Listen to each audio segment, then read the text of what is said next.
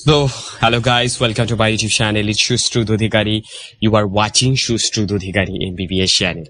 এই কথাটা না বললে আমার মনে হয় না যে আমি আমার ইউটিউবে ভিডিও করছি।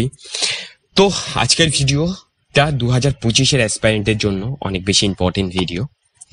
আর 2024-এ যারা অনেক বর্ডার লাইনে আছিস, অনেক কম নাম্বারের জন্য তোদের সিলেকশনটা হলো না, তাদের জন্য আজকে এটা খুব ইম্পর্টেন্ট ভিডিও। তো যে কোনো প্রিপারেশন, তুই যে কোনো কম্পিটিটিভ পরীক্ষা প্রিপারেশনের ক্ষেত্রে মূল যেটা বিষয় থাকে যে আগের বছর আমি কি ভুলটা করেছিলাম সেটাকে রেকটিফাই করা, যাতে নেক্সট ইয়ার সেটা না হয়। যদি তুই লক্ষ্য করিস তাহলে 2024-এ কমন কয়েকটা ভুল তুই করেছিলি, তার জন্য 2024-এ তুই কিছুটা মার্কসের জন্য রয়ে গেছিস, অথবা তোর 2024-এ প্রিপারেশন ভালো হয়নি। প্রথম যেটা তোর ভুল ছিল, তুই এনসিআরটিকে হয়তো গুরুত্ব দিসনি, অথবা কোচিং এর মডিউলের উপর তোর অতিরিক্ত নির্ভরশীলতা, কেমিস্ট্রি স্যারদের নোটের উপর অতিরিক্ত নির্ভরশীলতা, ঠিক আছে।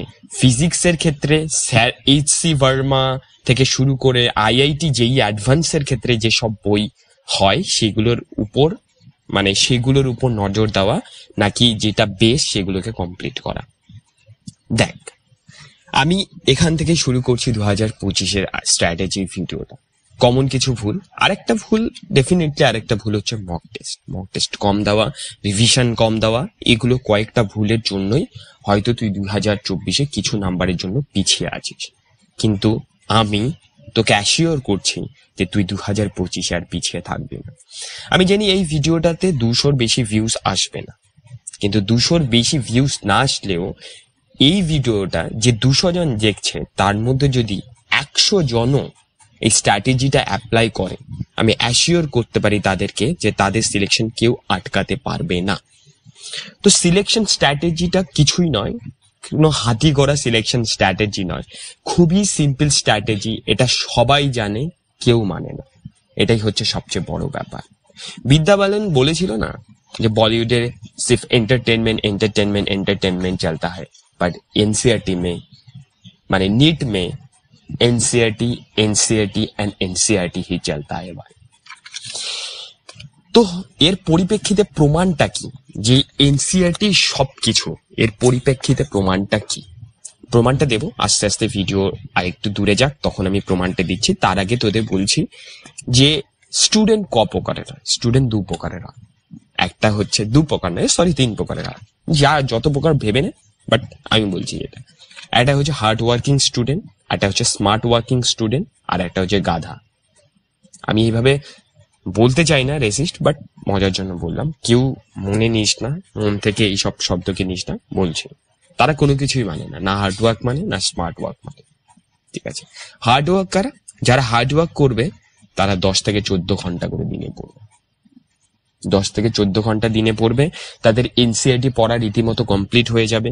তারা মডিউল পড়বে, কোচিং এর মডিউলটাকে পুরোটা কমপ্লিট করবে। এইচ.সি. ভার্মা, বাকি যে ফিজিক্সের বড় সড়ো রাইটারের যেসব বই আছে, তারাও সেটা কমপ্লিট করে নেবে। গেল। এবার নেক্সট হচ্ছে স্মার্ট ওয়ার্ক। স্মার্ট ওয়ার্ক যারা করবে তারা এই ভিডিওটা দেখছে, আর এই ভিডিওটা থেকে তারা শিখবে এবং 2025-এ অ্যাপ্লাই করবে। স্মার্ট ওয়ার্ক যারা করবে তারা বেশি পড়বে না, 6 থেকে 8 ঘন্টাই পড়বে, যেটা একটা মানুষের পক্ষে অবশ্যই সম্ভব। তারা বেশি পড়তেও পারে না, 6 থেকে 8 ঘন্টা পড়বে। কি করবে? শুধু এনসিইআরটি পড়বে, কোনো মডিউল নয়, কোনো কোচিং এর টিচারের নোটস নয়, কোনো কিচ্ছু নয়, শুধু এনসিইআরটি পড়বে, ঠিক আছে। তারা আর একটা হচ্ছে গাধা। গাধার সেকশনে তারা কি করবে? সারা বছর রিলস দেখবে, সারা বছর স্ট্র্যাটেজি ভিডিও দেখবে, কিন্তু পড়বে না, ঠিক আছে। তাদের নিয়ে আর কিছু বলার নেই, তাদের নিয়ে তো স্ট্র্যাটেজি হতে পারে না। তো শুরু করা যাক এনসিইআরটির পরিপ্রেক্ষিতে আমার প্রমাণ। এবার বায়োলজিতে 100তে 100টা কোশ্চেন এনসিইআরটি থেকে এসছে। তাহলে ভাব, তোরা যারা মডিউল ফলো করছিস তাদের ক্ষেত্রে কি হচ্ছে? তোদের পরিশ্রমটা বেড়ে যাচ্ছে। তুই যদি লক্ষ্য করিস, মডিউল একটা মডিউলে 4টা চ্যাপ্টার, এখানে 5টা চ্যাপ্টার আছে। 5টা চ্যাপ্টারের বইয়ের লেন্থ আমি তোকে বলছি 232 পাতা। সেখানে একটা এনসিইআরটি হয়তো 300-400 পাতার হবে। 5টা পাতার চ্যাপ্টার কত? 232 পাতা। তাহলে বুঝতেই পারছিস তোদের পরিশ্রমটা তোরা 3 গুণ 4 গুণ করছিস, অযথা পরিশ্রম। কারণ কোশ্চেন এনসিইআরটি থেকেই আসছে, 100তে 100টা কোশ্চেন। তোরা যারা প্রমাণ চাস, এখানে আই বাটনে একটা ভিডিও লিংক আসবে, সেই দাদাটা অনেক অনেক ভালো করে প্রত্যেকটা কোশ্চেন কোন পেজে আছে সেই অনুসারে ভিডিও বানিয়েছে, তোরা গিয়ে চেক করতে পারিস এবং তোদের সন্দেহকে দূর করতে পারিস। নেক্সট হচ্ছে এই যে পরিশ্রম, তোরা মডিউল পড়ে পরিশ্রম বার করি, যারা স্মার্ট ওয়ার্ক করবি তারা যদি এই হার্ড ওয়ার্কের মডিউলে যাস তাহলে ডেফিনেটলি তোদের সিলেকশন হবে না। তোদের স্কোর ওই 300 400 300 400 450 এর মধ্যেই ঘোরাফেরা করবে। কিন্তু তোরা যদি স্মার্ট ওয়ার্ক করিস এবং এনসিইআরটিটাকে ফলো করিস, তুই 600 পার করে দিবি, খুব সহজেই করবি। বেশি পরিশ্রম হয়, 6 থেকে 8 ঘন্টার পরিশ্রম। আমরা সিম্পল জিনিসটাকে সিম্পল রাখতে ভুলে যাই, এর জন্য আমাদের স্ট্রাগল করতে অনেক বেশি হয়। সিম্পল জিনিস এনটিএ তোকে বারবার করে তোকে ওটাকে কি বলে, নোটিফিকেশন, ফোনের নোটিফিকেশন টাইপের দিচ্ছে 2023 এনসিইআরটি থেকে, 2022 এনসিইআরটি থেকে, 2021 এনসিইআরটি থেকে। তারপরেও তুই যদি এটা বুঝিস না, তাহলে তো এটা এনটিএর দোষ নয়, দোষ তোর, বা তুই খুব বোকা যে তুই এনসিইআরটিটাকে ফলো করছিস না। এবার চলে যায় কেমিস্ট্রির ক্ষেত্রে। কেমিস্ট্রিতে 50টার মধ্যে 48টা কোশ্চেন এনসিইআরটি থেকে এসছে। ওখানে 100 বায়োলজিতে, এখানে 48টা কোশ্চেন এনসিইআরটি থেকে এসছে।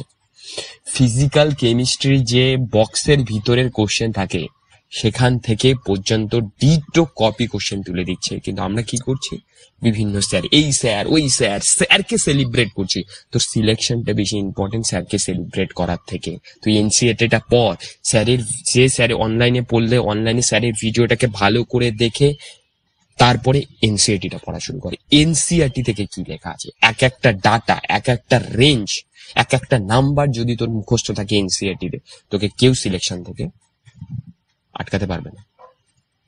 ফিজিক্সে চলে যাই এবার। ফিজিক্সে 42টা কোশ্চেন এনসিইআরটি। আমরা ফিজিক্স কি করি, এইচসি ভার্মা। আরে এইচসি ভার্মা জেই অ্যাডভান্সের জন্য বই, নিটে ওই লেভেলের ফিজিক্সের কোশ্চেন দিচ্ছে না, এটা তোকে বুঝতে হবে। এইচসি ভার্মা তোর করে কোনো লাভ হবে না।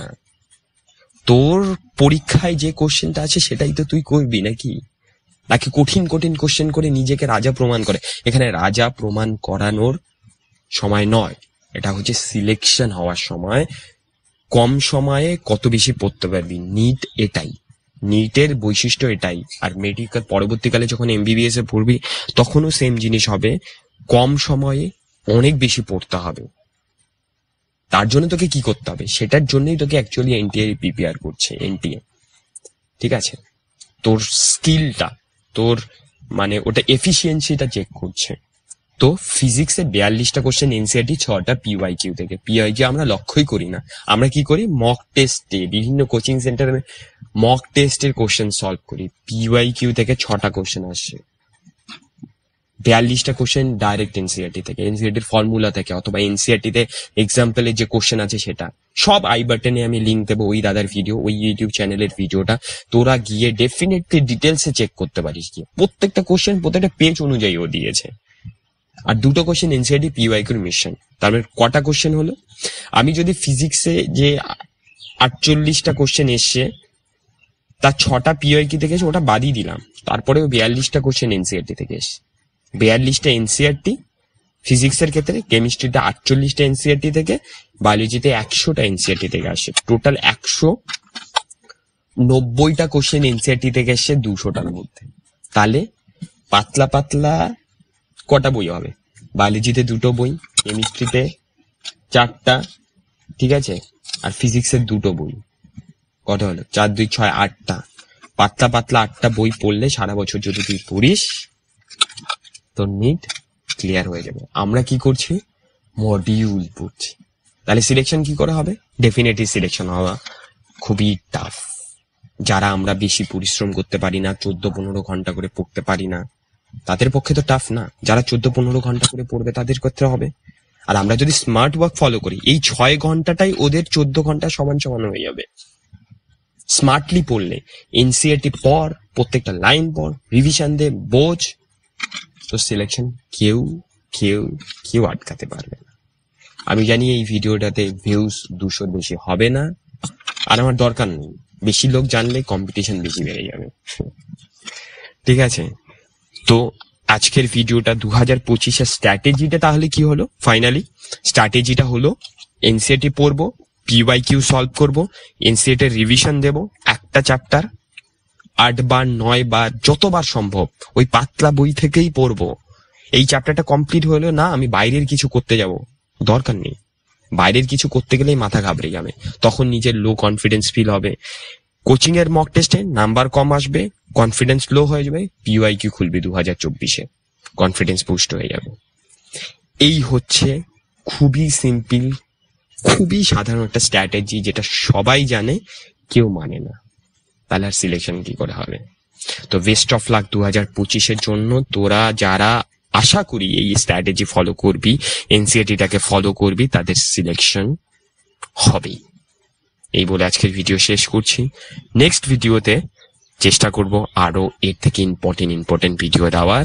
তোরা আই বাটনে ওই 3টে ফিজিক্স, কেমিস্ট্রি, বায়োলজির যে অ্যানালাইসিস, এনসিইআরটি থেকে কটা কোশ্চেন এসছে তার অ্যানালাইসিস সম্পূর্ণ আই বাটনে ক্লিক করে ওই ইউটিউব চ্যানেলের লিঙ্ক পেয়ে যাবি, এবং সেখান থেকে ডেফিনেটলি দেখে নিজের মাইন্ডকে স্যাটিসফাই করে তারপরে এনসিইআরটি থেকে পড়াটা শুরু করতে পারিস। Thank you.